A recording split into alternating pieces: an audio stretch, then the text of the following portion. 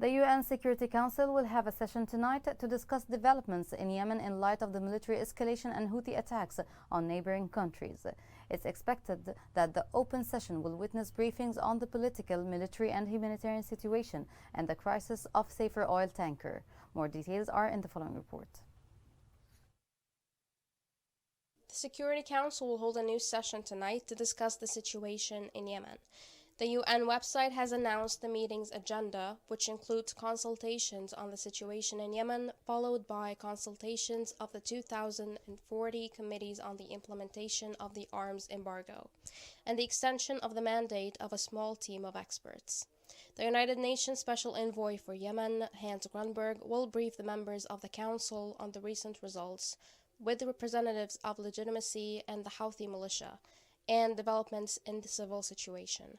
Grunberg is expected to voice concerns over the escalations of the Yemeni war and its broader ramifications. The Houthi rebel group launched an attack against the United Arab Emirates on January 17th, using a combination of ballistic and cruise missiles and drones to strike an industrial zone in Abu Dhabi and a construction site at Abu Dhabi International Airport, killing 3 civilians and injuring 6.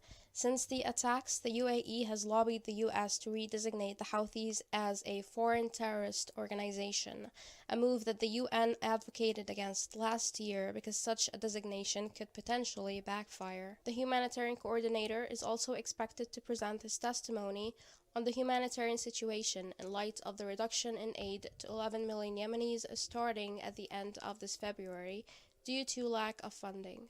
The Security Council is also expected to take note of the developments in the situation of the Safer ship in light of the United Nations obtaining the approval of the Yemeni government and the Houthi militia on a proposal to unload its cargo of crude oil to another ship to avoid its explosion.